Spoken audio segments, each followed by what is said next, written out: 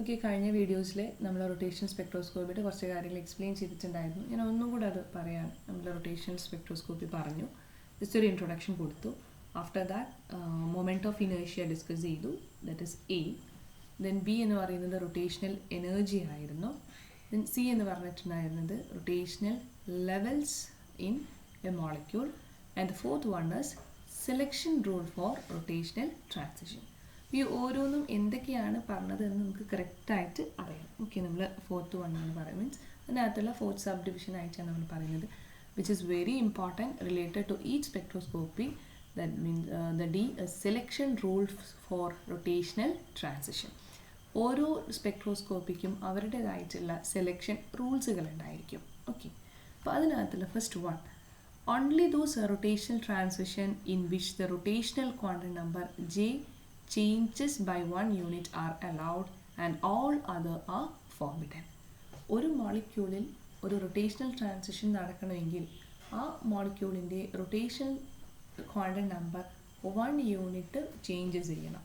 എന്നുവെച്ചാൽ അവരിലുള്ള ചേഞ്ച്, രണ്ട് റൊട്ടേഷണൽ ക്വാണ്ടം നമ്പറിലുള്ള ചേഞ്ച് എങ്ങനെയായിരിക്കണം? either be +1 or it is -1. Delta j is plus or minus 1. Delta j +1 എന്ന് വെച്ചിട്ടുണ്ടെങ്കിൽ എന്താ നോർമലി ഉദ്ദേശിക്കുന്നത്? ഡെൽറ്റ ജെ 1-ൽ നിന്ന് 2-ലോട്ട് പോകുന്നു, അല്ലെങ്കിൽ 0-ൽ നിന്ന് 1-ലോട്ട് പോകുന്നു. ഇങ്ങനെ +1 ആണ് കൺസിഡർ ചെയ്യുന്നതെങ്കിൽ ദാറ്റ് ഈസ് ദ അബ്സോർപ്ഷൻ. ഇനി അത് -1 ആണെങ്കിൽ, അതായത് 2-ൽ നിന്ന് 1-ലോട്ട് വരുന്നു, 1-ൽ നിന്ന് 0-ലോട്ട് വരുന്നുവെങ്കിൽ that is representing the emission. So this is the first rule for rotational transition, or otherwise called the cross selection rule for rotational transition. ഒന്നുകൂടെ പറയാം, only the rotational transition takes place in such a way that if the quantum number changes by 1 unit or delta j is equal to plus or minus 1. But delta j is +1 represents the absorption. If delta j is equal to -1, then it represents the emission. ഇവിടെ ഞാൻ ഒരുപാട് vibration ലെവലുകളാണ് കാണിച്ചത്. അപ്പോൾ നിങ്ങൾക്ക് ഇനിയിപ്പോൾ എന്താണ് vibration ലെവലുകൾ എന്ന് പറയേണ്ട ഓരോന്ന് നിങ്ങൾക്ക് അറിയാം. ഈ ഓരോ വൈബ്രേഷൻ ലെവലിൻ്റെയും എനർജി എത്രയാണെന്ന് നിങ്ങൾക്ക് അറിയാം. ഓക്കെ, ഇനി വീണ്ടും ഇവിടെ പറയേണ്ട ആവശ്യമില്ല. ഇവിടെ നമ്മൾ എന്ത് മാത്രമേ പറയുന്നുള്ളൂ, എങ്ങനെയാണ് ഒരു ക്രോസ് സെലക്ഷൻ റൂളിൽ പറയുന്നത്. Delta J is equal to 0-ൽ നിന്ന് 1-ലോട്ട് പോകാം. അതാണ് ഞാനിവിടെ ഈ ഒരു ആരോയിൽ കാണിച്ചിട്ടുള്ളത്. 0-ൽ നിന്ന് ജെ ഈസ് ഈക്വൽ ടു 0-ൽ നിന്ന് ജെ ഈസ് ഈക്വൽ ടു 1-ലോട്ട് ട്രാൻസ്മിറ്റ് ചെയ്യുന്നു. then j is equal to 1 to j is equal to 2-ലോട്ട് പോകാം, 1-ൽ നിന്ന് 2-ലോട്ട് പോകാം. പക്ഷേ 0-ൽ നിന്ന് 2-ലോട്ട് പോകാൻ പറ്റില്ല. കാരണം എന്താ? ഡെൽറ്റ നോട്ട് ഈക്വൽ ടു 1 അല്ലേ? 0-ൽ നിന്ന് 2-ലോട്ട് പോകുമ്പോൾ എന്തല്ല? നോട്ട് ഈക്വൽ ടു 1 അല്ല. അപ്പോൾ ഇതെല്ലാം കാണിച്ചിട്ടുള്ളത് എന്താണ്? പോസിബിൾ ആയിട്ടുള്ള റൊട്ടേഷണൽ ട്രാൻസിഷൻസിനെയാണ് ഇവിടെ കാണിച്ചിട്ടുള്ളത്. can be from 0 to 1, 1 to 2, 2 to 3, 3 to 4 and 4 to 5. all these are absorption. that means +1 എന്നാണ് റെപ്രസെൻറ്റ് ചെയ്യുന്നത്. -1 ഉണ്ടാകും. അപ്പോൾ 3-ൽ നിന്ന് 2-ലോട്ട് എന്ന് പറയുമ്പോൾ അത് ഡി എക്സൈറ്റേഷൻ ആണ്, അതായത് അത് നെഗറ്റീവാണ്. ഇപ്പോൾ നോക്കി, ഞാൻ ഈ കാണിച്ചിട്ടുള്ളത് എല്ലാം ഞാൻ തിരിച്ചാണ് ആരോ കൊടുക്കുന്നതെങ്കിൽ from 5 to 4, 4 to 3, then 3 to 2, 2 to 1 and 1 to 0 all will represent what? Representing the emission. that means that delta j is equal to -1. This is first selection rule for rotational spectroscopy. And other one, നമ്മൾ നേരത്തെ പറഞ്ഞതാണ്, a molecule has a rotational spectrum only if it has a permanent dipole moment. ഒരു permanent dipole movement ഉണ്ടെങ്കിൽ മാത്രമേ അത് rotationally എന്ത് ചെയ്യുന്നുള്ളൂ? Active ആകുന്നുള്ളൂ. അത് delta mu not equal to 0 ആവാൻ പാടില്ല. അവിടെ എന്തുണ്ടായിരിക്കണം? ഒരു പെർമനന്റ് ഡൈപോൾ മൂവ്മെന്റ് ഉണ്ടായിരിക്കണം. So these are the two selection rules for rotational spectroscopy, which is very important. Next one is spacing between lines in rotational spectra. നമുക്ക് ഇങ്ങനെ സ്പെക്ട്രോസ്കോപ്പിയിൽ നിന്ന് കിട്ടുന്നൊരു സ്പെക്ട്രയുണ്ട്, ഒരു ഔട്ട്പുട്ട് ഉണ്ട്, ഒരു സിഗ്നലുണ്ട്. അതിൻ്റെ അകത്തുള്ള സ്പേസിങ്, രണ്ട് ലൈൻസിൻ്റെ സ്പേസിങ് എത്രയാണെന്ന് നമുക്ക് കാൽക്കുലേറ്റ് ചെയ്യണം. അപ്പോൾ സ്പേസിങ് കാൽക്കുലേറ്റ് ചെയ്യാൻ വേണ്ടി ഞാൻ ഇക്വേഷൻ വൈസിലാണ് ഞാൻ അതിലേക്ക് എത്തുന്നത്. ഓക്കെ, നമുക്കറിയാം epsilon j is equal to bj into j plus 1. Okay, ഇപ്പോൾ ഞാൻ ഡെൽറ്റ വി സ്പേസിങ്ങിനെ ഞാൻ ഒരു ഡെൽറ്റ വി ആയിട്ട് വി ഡാഷ്, ഓക്കെ, ഇവിടെ ഞാൻ വി ഡാഷ് എന്ന് ചെറുതായിട്ടാണ് കാണിച്ചിട്ടുള്ളത്.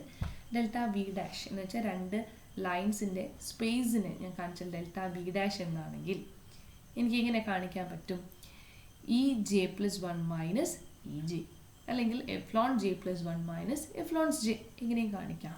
ഓക്കെ, അപ്പോൾ ഇത് എഫ്ലോൺസ് ജെ ആണ് ഇവിടെ കൺസിഡർ ചെയ്തിട്ടുള്ളത്. Epsilons J plus one minus epsilons J which is equal to B into J plus one. കാരണം ജെ പ്ലസ് വണ്ണിൻ്റെ കാര്യമല്ലേ പറയുന്നത്. ഇവിടെ എഫ്ലോൺസ് ജെയുടെ കാര്യമാണ് എന്ത് പറയുന്നത്, J into J plus one എന്ന് പറയുന്നത്.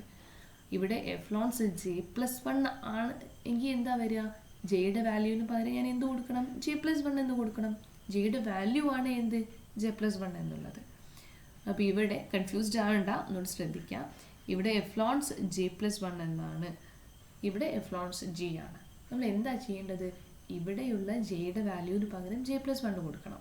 ഓക്കെ, അപ്പം ഞാൻ കൊടുത്തു B J plus one into ഇവിടെ ജെക്ക് പകരം J plus one plus one minus ഇനി ഇത് അതുപോലെ തന്നെ B J into J plus one centimetre inverse. എന്ത് വരും, B into J plus one into J plus two minus B J into J plus one centimetre inverse. Okay, bj into j plus 1 plus 2b into j plus 1 minus bj into j plus 1 centimeter inverse. So we will get a value delta v bar is equal, v dash is equal to 2b into j plus 1. 2b j plus 1 centimeter. രണ്ടും cancel ചെയ്ത് പോയി. അപ്പോൾ ഇതാണ് രണ്ട് ലൈൻസുകൾ അല്ലെങ്കിൽ രണ്ട് energy ലെവൽസുകൾക്കിടയിലുള്ള ആ ഒരു സ്പേസിങ് എന്ന് പറയുന്നത് ജനറൽ ഇക്വേഷനാണ്. അതായത് ജെ പ്ലസ് വൺത്ത് ലെവലിൽ നിന്ന് അല്ല J plus one level and J level ആണ് എങ്കിൽ അവർ തമ്മിലുള്ള സ്പേസിങ്ങിലുള്ള ജനറൽ ഇക്വേഷൻ കിട്ടി. Delta V dash is equal to 2b into J plus one centimetre inverse. In generally we can write the equation as if the changing from v dash delta v dash ആണ്, delta v dash is equal to j into j plus 1, from j to j plus 1 ആണെങ്കിൽ we'll get the equation as 2b j plus 1 centimeter inverse. ഇതുപോലെ ജൂൾസിൻ്റെ വാല്യൂവിൽ നമുക്ക് calculate ചെയ്യാം. Okay, ഇവിടെ നമ്മൾ ഏതാ പറഞ്ഞിട്ടുള്ളത്, നമ്മൾ കാണിച്ചിട്ടുള്ളത് സെൻറ്റിമീറ്റർ ഇൻവേഴ്സിലാണ്, വേവ് നമ്പറിലാണ്. അപ്പോൾ ഇക്വേഷനിലോട്ട് നമ്മൾ ഈ ഒരു ജെയുടെ വാല്യൂ 0 1 2 3 4 5 എന്നുള്ള വാല്യൂവിലോട്ട് നമ്മൾ സബ്സ്റ്റിറ്റ്യൂട്ട് ചെയ്യുകയാണെങ്കിൽ നമുക്ക് കിട്ടും if the changes that are taking place between 0 to 1 or the levels 0 to 1, the spacing is 2b. 2b into 0 plus 1. Then 1 to 2 ആണെങ്കിൽ it is the answer is 4. That means 1 to j plus 1. That means 1 plus 1. Here 2b, that means a b from 2 to 3 ആണെങ്കിൽ the value is getting 6b. ഇക്വേഷനിലോട്ട് substitute ചെയ്തെന്ന് മാത്രമേ ഉള്ളൂ. Then from b 3 to 4 ആണെങ്കിൽ you will get the equation as 8b. അപ്പോൾ ഇതാണ് നമ്മളുടെ values അല്ലേ, 2b 4b 6b and 8b. That means the spacing between the lines in spectrum is equal to 2b. Spacing between the lines in the spectrum is 2b. ഈ രണ്ട് line ഇത് ഓരോന്നോരോ lines ആണ് അല്ലേ കാണിക്കുന്നത്. 2b 4b 6b 8b എന്നുള്ളത് lines ആണ്. അവർക്കിടയിലുള്ള spacing എത്രയാണ് വരുന്നത്, ഡിഫറൻസ് എത്രയാണ് വരുന്നത്, difference between 4b and 2b. That mean 2b 6b and 4b is also 2b, 8b and 6b also 2b, and 10b and 8b is also 2b. അപ്പോൾ ഈ ഒരു levels, ഈ ഒരു spacing between lines in the spectrum എന്നുള്ളത് നമുക്ക് 2b എന്ന് result ചെയ്യും. ഈ ഓരോ ലെവലിനെയും നമ്മൾ കാണിക്കുന്നത് 2b when j is equal to എത്ര വരുന്നത് 0 എന്ന് വരികയാണെങ്കിൽ, j is equal to 1 എന്ന് വരികയാണെങ്കിൽ it is 4b 6b 8b and 10b. Okay. So this is how we are representing the spacing between in the spectrum of rotational spectrum. Next is I am showing a rotational spectrum of a rigid diatomic molecule. ഒരു signal ആയിട്ട് ഞാൻ കാണിച്ചു. ഇവിടെ നോക്കി, this is the first, second, third, 4, 5 and 6. Spacing നോക്കി എന്താണ്, they are equal. Okay, അപ്പോൾ rotation സ്പെക്ട്രത്തിൽ മാത്രമാണ് നമുക്ക് ഈ ഒരു സ്പേസിങ് ഈക്വൽ ആണെങ്കിൽ മാത്രം നമുക്ക് ഇങ്ങനെ കാണിക്കാൻ പറ്റുള്ളൂ അല്ലേ. അപ്പോൾ സ്പേസിങ് ഈക്വൽ ആയതുകൊണ്ടാണ് ഞാൻ എന്ത് കാണിച്ചിട്ടുള്ളത്, റൊട്ടേഷൻ സ്പെക്ട്രെ ഇങ്ങനെ കാണിച്ചിട്ടുള്ളത്. Next I am going to explain intensities of spectral lines. അപ്പോൾ ഇങ്ങനെ ഒരു സ്പെക്ട്ര നമുക്ക് കിട്ടി, ആ സ്പെക്ട്രലുള്ള ലൈൻ കിട്ടി, ആ ലൈൻസ് തമ്മിലുള്ള ഡിഫറൻസുകളൊക്കെ മനസ്സിലായി. അങ്ങനെയാണെങ്കിൽ ഈ ഓരോ സ്പെക്ട്രൽ ലൈൻസിനും ഇൻറ്റൻസിറ്റീസ് ഉണ്ടാവും അല്ലേ. എത്രമാത്രം ഇൻറ്റൻസ് ആയിട്ടാണ് ഓരോ സിഗ്നലും കിട്ടുന്നത്. എല്ലാ സിഗ്നൽസും എന്തായിരിക്കില്ല, കറക്റ്റായിട്ട് അറിയണമെന്നില്ല. ചില സിഗ്നലിൻ്റെ ഇൻറ്റൻസിറ്റി കൂടുതലായിരിക്കും, ചിലതിന് കുറവായിരിക്കും. അപ്പോൾ എന്താണ് ഈ ഒരു സ്പെക്ട്രൽ ഇൻറ്റൻസിറ്റി, ലൈൻസിൻ്റെ ഇൻറ്റൻസിറ്റിയെ ഡിപ്പെൻഡ് ചെയ്യുന്ന ഫാക്ടേഴ്സ് എന്നുള്ളതെല്ലാം നമ്മൾ പറയുന്നത്. Okay, all the spectral lines do not have the same intensity. We know that all the spectral lines doesn't have the same intensity. Why? Just because the line intensity is directly proportional to the initial number of molecules in each level. ഓരോ ലെവലുകളാണ് അല്ലേ, ഓരോ rotational ലെവലുകളാണ്. ഈ ഓരോ rotational ലെവലിലും exist ചെയ്യുന്ന മോളിക്യൂൾസിൻ്റെ numbers എന്തുണ്ട്, difference ഉണ്ട്. ഇപ്പോൾ ground സ്റ്റേറ്റിലുള്ള അത്രയും നമ്പേഴ്സ് എവിടെ ഉണ്ടാവില്ല, ഫസ്റ്റ് എക്സൈറ്റഡ് സ്റ്റേറ്റിലുണ്ടാവില്ല. ഫസ്റ്റ് എക്സൈറ്റഡ് സ്റ്റേറ്റിലുള്ള അത്രയും എവിടെ ഉണ്ടാവില്ല, സെക്കൻഡ് എക്സൈറ്റഡ് സ്റ്റേറ്റിലുണ്ടാവില്ല. ഇങ്ങനെ ഈ ഒരു നമ്പർ ഓഫ് മോളിക്യൂൾസ് എന്ത് ചെയ്യുന്നു, കുറഞ്ഞു വരുന്നു. ഇവിടെ is reaching the higher and higher excited state. ഏറ്റവും കൂടുതൽ പോപ്പുലേഷൻ ഉള്ളത് ഇവിടെ ആയിരിക്കും, ഗ്രൗണ്ട് സ്റ്റേറ്റിലായിരിക്കും. That is population of levels. Number of molecules എന്ന് പറയുന്നത് നമ്മളുടെ ഇവിടെ ഈ ഒരു സ്പെക്ട്രോസ്കോപ്പിയിൽ നമ്മൾ പറയുന്ന ഒരു ടേമാണ് population. Population means it is a number of molecule. So we can say that the spectral line intensity will directly proportional to the population. And the factors that decide the number of molecules or population and therefore the intensities of the spectral lines are. ഇൻറ്റൻസിറ്റിയെ depend ചെയ്യുന്ന രണ്ട് രീതിയിലാണെന്ന് എനിക്ക് പറയുന്നത്. രണ്ട് ഫാക്ടേഴ്സിനെ ആയിട്ടാണ് ഞാൻ പറയുന്നത്. എന്ത്, intensity of spectral lines or population of energy levels depend upon the Boltzmann can be represented by Boltzmann distribution or number of degenerate energy levels. ഞാൻ എന്താണെന്ന് പറയുന്നത്, ബോൾസ്മാൻ ഡിസ്ട്രിബ്യൂഷനിൽ പറയുന്നത് the number of molecules in the first state N0 represent ചെയ്തു. the number of molecules in any higher state Ng. N0 എന്ന് വേണമെങ്കിൽ നമുക്ക് ground state ആയിട്ടും consider ചെയ്യാം, അല്ലെങ്കിൽ ഏതെങ്കിലും ഒരു first state. Then next is the higher state, അത് ഏതായിക്കോട്ടെ. ഹയർ സ്റ്റേറ്റിന് ഞാൻ Ng ആയിട്ട് കൺസിഡർ ചെയ്തു. We are getting N equation J by N0 is equal to e raised to minus Ej by kt, which is equal to e raised to minus h nu by kt, which is equal to e raised to minus h c nu bar by kt, where epsilon j is equal to nu bar, which is mu bar or v bar, which is equal to bj into j plus 1. So നമുക്ക് equation മാറ്റി എഴുതാം. Nj by N0 is equal to b minus bhc j into j plus 1 by kt, which is equal to bje into j plus 1 hc by kt. അപ്പോൾ ഈ ഒരു ഇക്വേഷനിലോട്ട് നമ്മൾ എത്തുന്നു. അപ്പോൾ equation important ആണ്. ഇൻറ്റൻസിറ്റി ഈ ഒരു ഡീറ്റെയിൽ ആയിട്ടൊന്നും നമുക്കില്ല, എന്ത് മാത്രമേ ഉള്ളൂ ഈ ഒരു ഇക്വേഷൻ, അതായത് എങ്ങനെയാണ് ഈ ഇക്വേഷനിലോട്ട് എത്തുന്നത് എന്നുള്ളത് എന്താണ് നമ്മൾ നോക്കണം. ഈ ഒരു ഇക്വേഷനെ ഓർത്ത് വയ്ക്കണം. Okay, the next term is the degeneracy. എന്താണ്, അതായത് ഒരു പോപ്പുലേഷനെ ഡിപ്പെൻഡ് ചെയ്യുന്ന സെക്കൻഡ് ടേം എന്താണ്, ഡീജനറസി.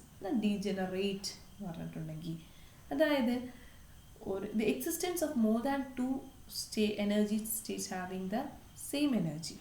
ഒരേ എനർജിയിലുള്ള എനർജിയിൽ നിൽക്കുന്നതിനാണ് നമ്മൾ എന്ത് പറയുന്നത്, ഡീജനറസി എന്ന് പറയുന്നത്. Existence of more than two energy States having same energy. Degeneracy factor for J energy level ഒരു ഇക്വേഷൻ ഉണ്ട്. ഡീജനറസി കാൽക്കുലേറ്റ് ചെയ്യാൻ 2j+1 ഫോൾഡ് ഡീജനറേറ്റ്.